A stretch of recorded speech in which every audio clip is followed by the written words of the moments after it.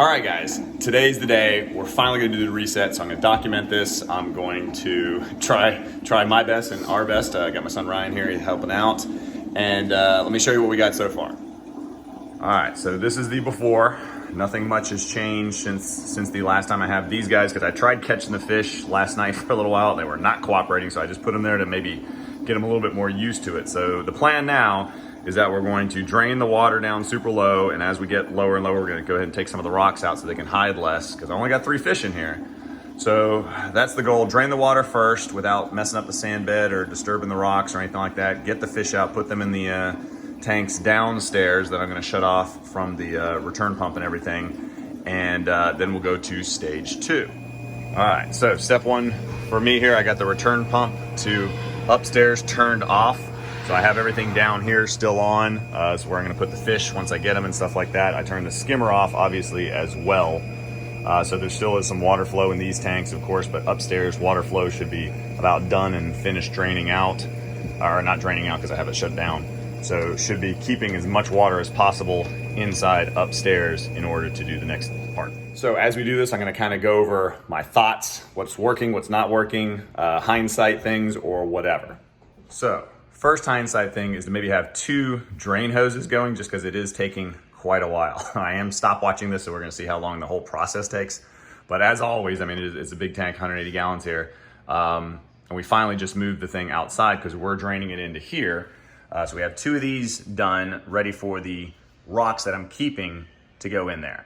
So hindsight wise, I probably would have filled these up maybe closer to the end, since we're not messing with the water quality. We shouldn't be messing with the sand yet or the rocks or anything like that. I could have waited a little bit longer so it stays warmer. I don't have any heaters, unfortunately, to put in there, but it shouldn't matter too much. Hopefully it's better than nothing. So that's my only really hindsight so far, like having another hose to make it a little bit quicker or whatever. And then buy more heaters than you think you might need. And then do that at the end just so you have something. But ready to get these stinking fish out is the next thing as I take some of this rock out. Whew, okay, about an hour and a half in, sweating like crazy. This is where we're at, looking good. So my hack for the day, cleaning off the back things and, which you can't really see, but the overflow areas and stuff, which I still gotta do the very bottom. This thing is a lifesaver. So it's a concrete chisel, I believe, but man, it just works great. I was using my Flipper Max here. It started bending it and everything. I don't want to destroy that. So this thing, super easy. Definitely recommend picking up one of these. I think it was maybe like 10 bucks. I bought it like 2 years ago. So finally using it instead of on concrete. Worked great. Got all the rock work out, got all the fish out. So I'm gonna sift using a kitty litter scooper to try to save any extra snails as we drain the rest of the water, of course, and then start on the sand. I got the 2 containers here, which are maybe rocks that are still pretty good. I put a ton outside just on the porch to go ahead and kill everything off. And then these are ones that I already cleaned that I'm definitely using here. All right, I thought I was in shape. Oh gosh, all right.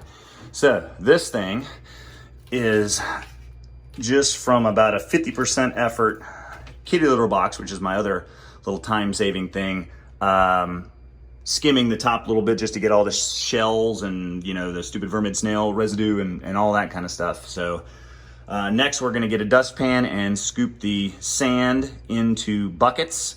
And then finally we'll take a shot back and some paper towels, of course, and get the last little bit here. But that's where we're at as of now, about probably what, 2 hours in, 2.5, something like that. Rinse in the sand, looking good.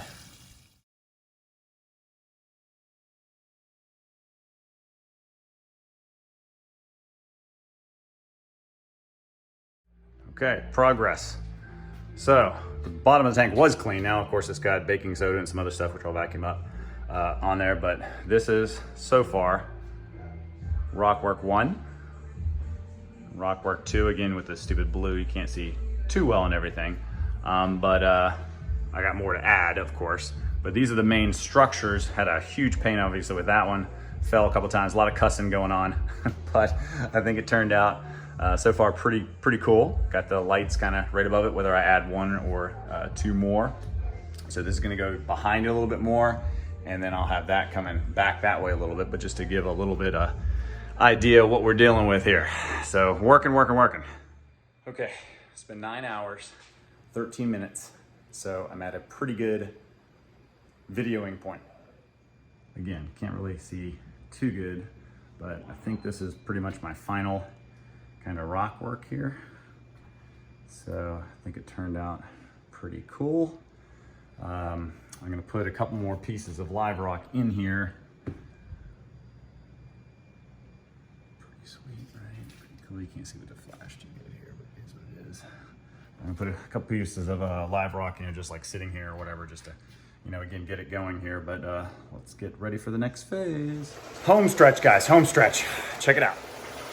We got some water flowing in.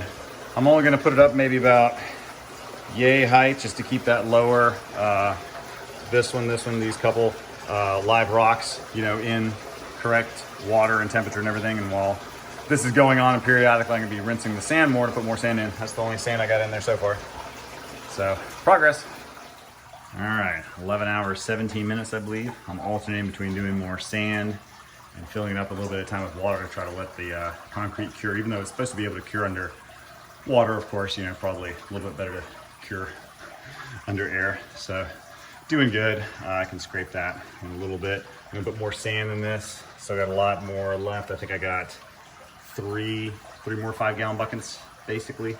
So I put about one full 5-gallon bucket in here so far just to get something in. Okay, last update here. Other than time, I gotta look at the time and see like how long it's been. So good news and bad news. Good news, everything's in, everything's back up and running. Water's good, no leaks, nothing like that. Bad news, the stupid thing tipped over somehow. I don't understand how in the world it tipped over. I got the filter socks on, so it was dribbling down over there. So, I don't know, super buoyant or something. I don't know what the heck happened while I was downstairs. And my stupid little cliff overhang thing came loose.